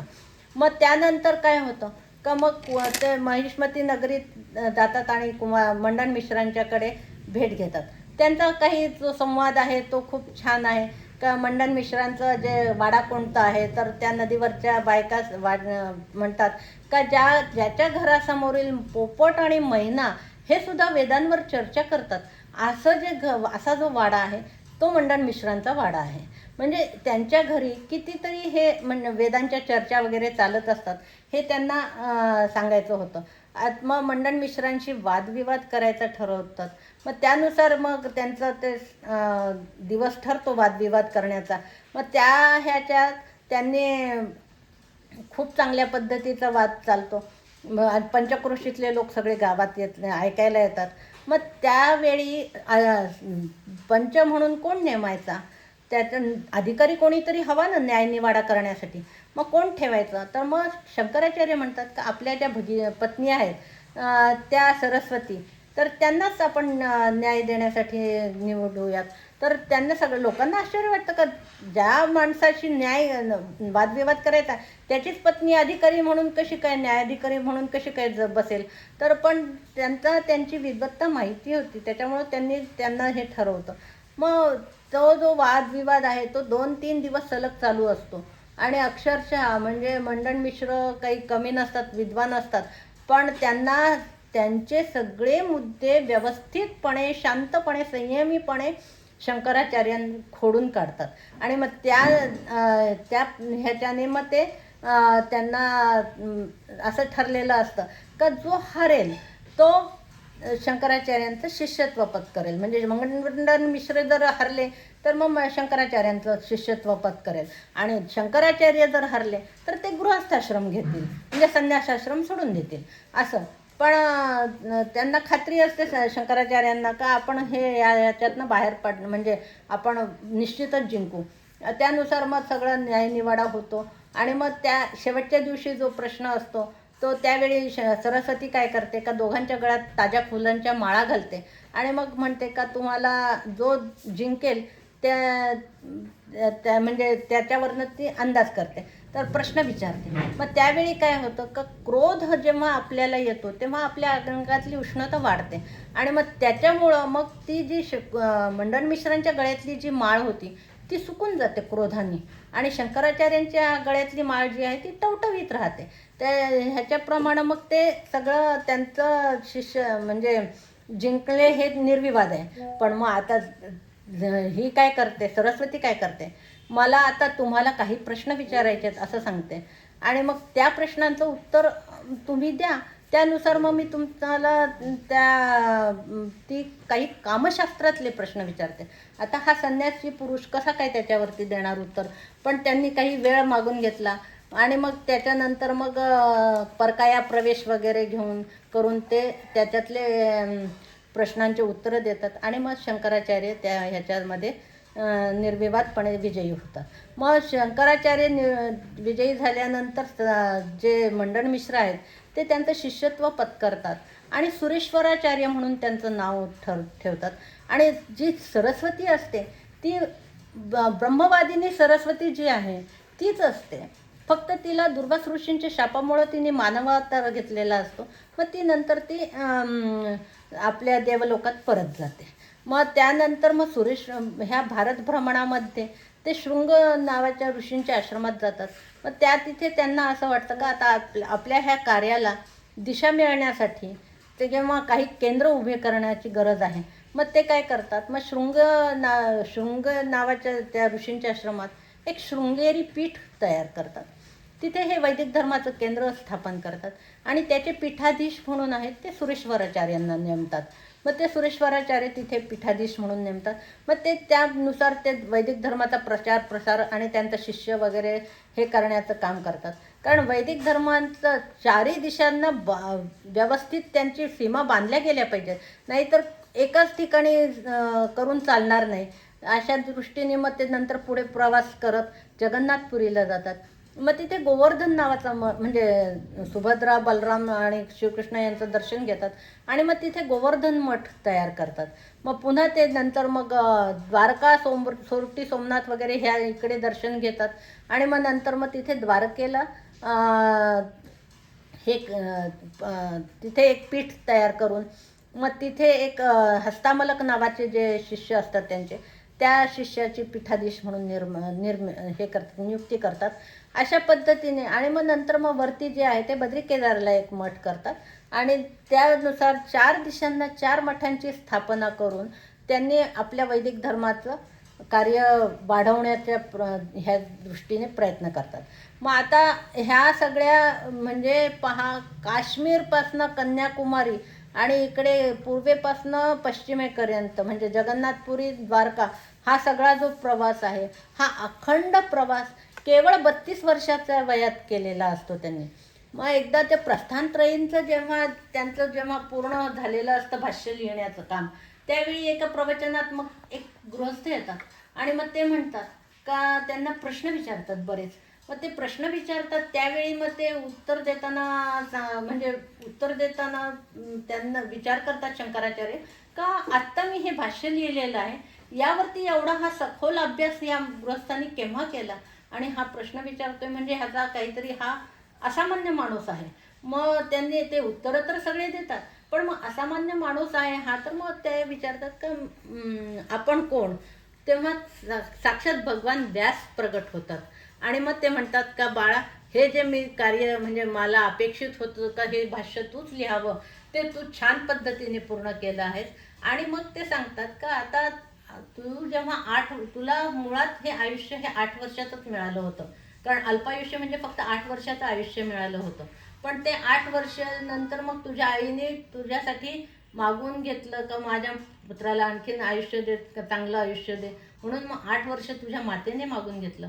आता तू 16 वर्षाचा झाला आहेस आणि आता मी तुला माझ्याकडून आणखीन 16 वर्षाचं आयुष्य देतो, असं तू 32 वर्षाचं आयुष्य जग आणि वैदिक धर्माची ध्वजा ही उंचावत नाही. मग त्यानुसार ते हे करतात, सगळीकडे 4 दिशांना 4 पीठ निर्माण करतात. आणि केवळ म्हणजे कसं आहे का आपण म्हणजे सगळ्या सुखसोयी असताना एखादं अमरनाथ किंवा कैलास मानसरोवरला जाणं म्हणजे आपल्याला अतिशय साहसी केल्यासारखं वाटतं. पण हा पूर्वीच्या काळी काहीही साधनं नव्हती उपलब्ध, तरी हा प्रवास अखंड भारत भ्रमणाचा प्रवास आणि तोही 32 वर्षाच्या वयामध्ये 2 वेळा प्रवास केला. हा लोकोत्तर पुरुष जो आहे तो खरोखर म्हणजे काही म्हणजे विलक्षण आहे हा. आता ह्याच्यामध्ये मग त्यांचे श्रीनगरला जातात आणि मग तिथे शारदा पीठामध्ये जे शारदा देवीच्या मंदिराचे जे 3 दारं उघडे असतात, पण दक्षिणेकडचं द्वार जे आहे ते बंद असतं. मग ते दक्षिणेकडचं द्वार बंद उघडण्यासाठी कोणीही आतापर्यंत आलेलं नसतं. मग त्यावेळी शंकराचार्यांनी तिथे जाऊन आपल्या जे सगळे काही तिथले जे विद्वान होते त्यांच्याशी चर्चा करून ते तिथे म्हणजे पंथी वेगळे होते, सांख्य वेगळे होते, हे सगळ्या विद्वानांशी चर्चा केल्यानंतर त्यांनी तिथले जे एक जे द्वार बंद होतं ते द्वार उघडण्यासाठी त्यांचा मार्ग मोकळा झाला आणि मग ते द्वार शंकराचार्यांच्या हातून उघडल्यानंतर मग त्यांना जगद्गुरू ही पदवी मिळाली, कारण आता ते जगद्गुरू झाले. आणि मग त्यानंतर त्यांचे जो मार्गक्रमण जो होता त्यांचा तो छान त्यांनी पुढे हे चालवला आणि मग तिथे ह्याला केदारनाथला वगैरे जाऊन मग तिथे त्यांनी ध्यान वगैरे करायला सुरू केलं. आता त्यांच्या लक्षात आलं का आता आपला कार्यकाळ जो आहे आता तो संपत आलेला आहे. आणि मग त्यांनी सगळ्या पीठाधीशांना सगळ्यांना कसे कार्य करायचे, कशी समन्वय साधायचा हे सगळं सांगितल्यानंतर मग ते आपल्याला उपदेश केला त्यांनी. आणि मग त्यांनी नंतर मग आपलं कार्य संपवण्याच्या दृष्टीने त्यांनी मग ध्यानधारणा सुरू केली. मग त्यांचं जे हे आहे मानसपूजेमधला जो त्यांचा आत्मात्मं गिरिजामती सहचरा प्राणा शरीरं गृहं पूजा ते विषयोपभोगर्चना निद्रा समाधी स्थिती संचार पदयो प्रदक्षिण विधी स्तोत्राणि सर्वा गिरोर यत् यत् कर्म करोमि तत्तदखिलं शंभो तवाराधनम. म्हणजे मी जे काही कार्य करेन, मी जे काही पाऊल टाकेन ती तुझी प्रदक्षिणा समज वगैरे अशा पद्धतीने त्यांनी शंकराची मानसपूजा केली. आणि मग आपलं कार्य हळूहळू त्यांनी संपवण्याच्या दृष्टीने ध्यानधारणा केली. आणि मग काही 2-3 मतप्रवाह आहेत का, कोणी म्हणतात का कैलास केदारनाथच्या तिथे त्यांनी समाधी घेतली, कोणी म्हणतात शृंगेरी पीठात घेतली, कोणी म्हणतात कांचीला घेतली. पण काही असलं तरी त्यांनी आपलं हे जे अवतार कार्य आहे हे संपवण्याच्या दृष्टीने त्यांनी समाधी घेतली. आणि मग त्यानुसार त्यांना फक्त म्हणजे कसा इतका लोकोत्तर पुरुष जो आहे तर त्याला मी फक्त श्रुतिस्मृती पुराणामालयम करुणालयम नमामि भगवत्पादशंकरम लोकशंकरम एवढेही त्यांना सुमनांजली वाहून मी आजचं माझं जे काही 4 शब्द सांगितले आणि ते तुम्ही सगळ्यांनी ऐकले याबद्दल धन्यवाद मानते आणि संपवते.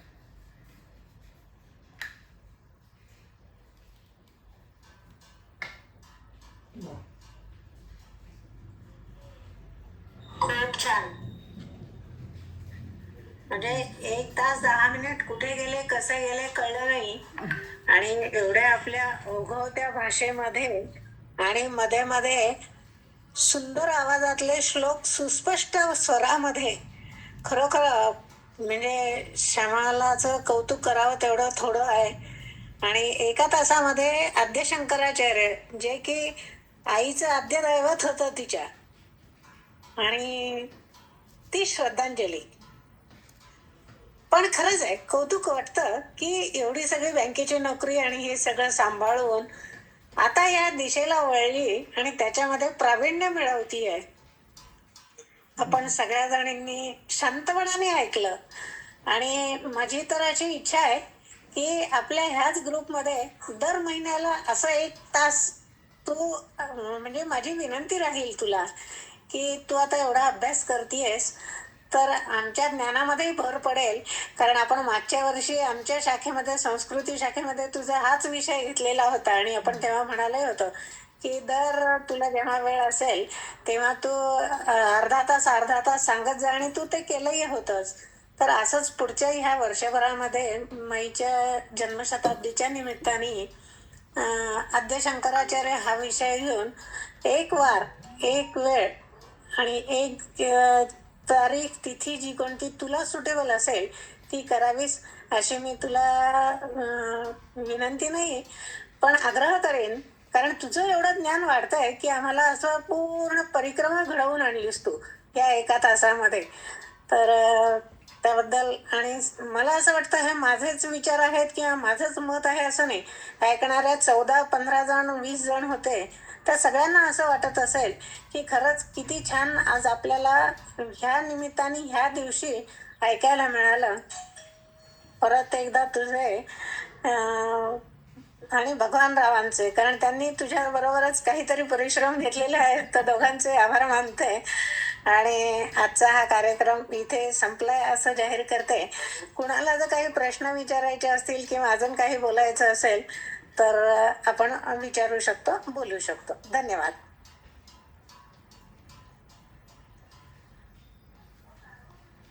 सुप्रियाच्या आजी आहे तिथे, कुंडाची, त्यांना बोलायचं. हा हा हा. नमस्कार. नमस्कार. खूप आनंद झाला. खूप सुरेख बोलल्या. कसा वेळ गेला काही समजलंच नाही.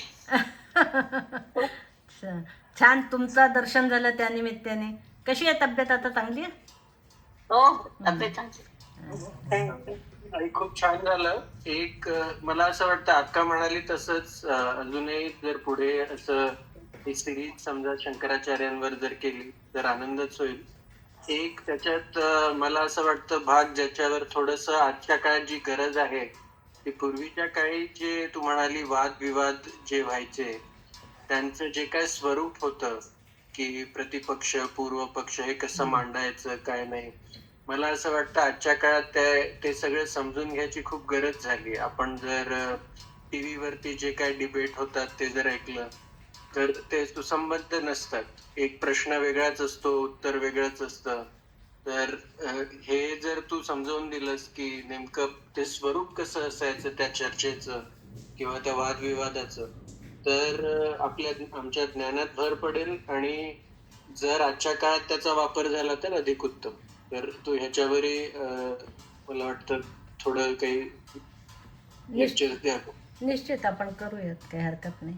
आता सध्या उपनिषदांचाही जरा थोडासा अभ्यास चालू आहे. त्याच्याही विषयी आपल्याला नंतर पुढे कधी जर समजा असं संधी मिळाली तर बोलता येईल. हर्षद म्हणाला तसं त्याच्यात एक धागा पकडून अजून एक हे जातं की आजकाल भगवद्गीता इन टुडेज वर्ल्ड अशा नावाने बरेच जण कॉर्पोरेट साठी भाषण किंवा सेशन्स अरेंज करतात. तसं आपल्याकडे असणारा एकही श्लोक सुसंगत नाहीये असं नाहीये. आजच्या आयुष्यात पण तो तेवढाच मान्य आहे, योग्य आहे, ऍप्लिकेबल आहे जो की म्हणजे आधीच्या काळामध्ये होता. तर आता हे जे तू सांगितलंस हे तर छानच आहे, पण जसं हा म्हणतोय हर्षद तसं एक एक घटना किंवा एक एक त्यांनी रचलेला श्लोक किंवा त्यांच्या आयुष्यातली किंवा आता सगळ्याच बाबतीमध्ये ज्याचा तू सध्या अभ्यास करते ते आजच्या काळामध्ये आम्ही लोकांनी कसं आपल्या ह्याच्यामध्ये इम्प्लिमेंट करावं किंवा त्याची सुसंगतपणे कशी मांडणी करावी. आणि इतकं काही जे टेन्शन असतं लोकांना कुठल्याही गोष्टीचं असू दे, फ्रस्ट्रेशन येतं, भरपूर प्रेशर असतं, त्याला इज आउट करण्यासाठी या गोष्टींचा कसा उपयोग करता येईल हेही थोडंसं जर सांगितलंस ना तर मग ते दोन्ही गोष्टींचा बॅलन्स होईल. फक्त देवदेव करण्याच्या पेक्षाही आपण त्याला जर व्यवस्थित छान मांडणी केली तर ते खूप सोपं होईल सगळ्यांनाच पुढे चालवण्यामध्ये. असं आहे. चालेल ना, करूया, प्रयत्न करूया. तुमची मदत घेईनच कशा पद्धतीने लागेल ते. नक्कीच. आबांना काही सांगायचं?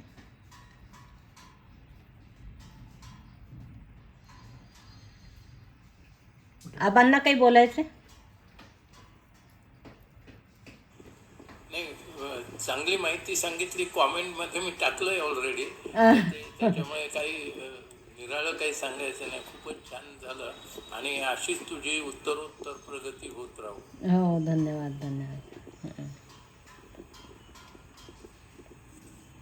चालेल. सगळ्यांनी मला म्हणजे 1 तासात मी खरं संपवणार होते पण ते थोडेसे 10 मिनिट वाढले. तरी सगळे होते ह्याच्यात मीटिंगमध्ये, त्याच्यामुळे सगळ्यांचे आभार. खूप अभ्यासपूर्ण माहिती होती आणि कुठे असं विस्मरण झालंय किंवा इकडचा भाग तिकडे गेला किंवा असं नाही झालं. सुसंबद्ध म्हणता येईल असं झालंय तुमचं. खूपच छान. मध्ये फक्त ते ॲडमिट करताना मला थोडंसं इकडे पण ॲडमिट करून घेताना थोडा वेळ जरा हे गेलं. शेवटपर्यंत तीच लय राहिली आणि ही गडबड झाली नाही सांगताना किंवा पूर्वीचं राहिलंय आणि पुन्हा आता सांगायला लागलंय असं झालं नाही. छान. धन्यवाद धन्यवाद. हो, धन्यवाद धन्यवाद. प्रास्ताविकानंतर जॉईन झालो. मी जरा बाहेर गेलो होतो तर त्याच्यामुळे आभार प्रदर्शनाला तुझ्या ह्याला माहिती सांगत होती त्याला होतो. आभाराला आता हे नसेल. श्यामा, माझी तुला एक हे आहे. की आता जे तुला श्लोक येतात, हो तू म्हणतेस, दररोज म्हणतेस, तर तू तुझ्या आवाजामध्ये ते रेकॉर्ड करून आपल्या ह्या ग्रुपवरती पाठव. कारण हे सगळे माई म्हणायची आणि ते हो. तू म्हणतेस. आम्हाला येत नाही, आम्हाला पाठ नाही येत, पण आम्हाला वाटतं असं की ते ऐकावं. तर तू पाठवशील. जरूर जरूर. आणखीन एक सुधारणा केली की क्षमा, पुढच्या वेळी लिंक दुसरं कोणाला टाकायला सांगायची. म्हणजे मग जॉईनिंगचं जे आहे तो हा. सगळं ते बघतील. हां हां असं बरोबर आहे, एक हे कृत्य येऊ शकतं. बरोबर. हा, आणि त्याच्यासाठी एक लिंक तू बनवायची आणि पाठवायची कोणाला तरी, मला म्हणा किंवा अजून कोणाला. मी करेन ते काम, चालेल. मी करू शकेन. काय म्हणते आपटे मॅडम, काय म्हणते? हा, मी बोलते. ऐकलं पूर्ण, छान झाला कार्यक्रम. असंच वरचे होऊ देत तुझे प्रोग्राम आणि आम्हाला लिंक पाठवत जा. जरूर जरूर जरूर.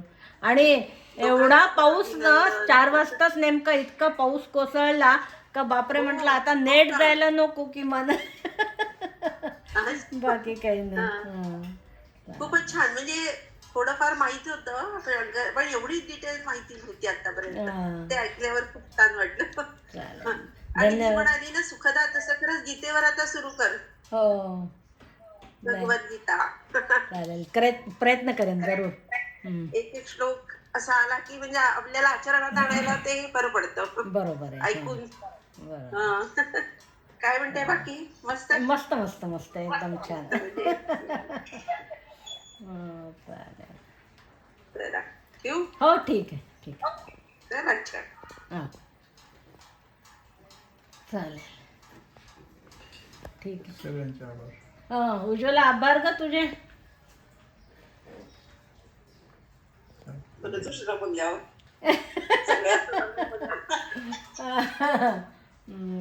चला, छान, चांगलं वाटलं.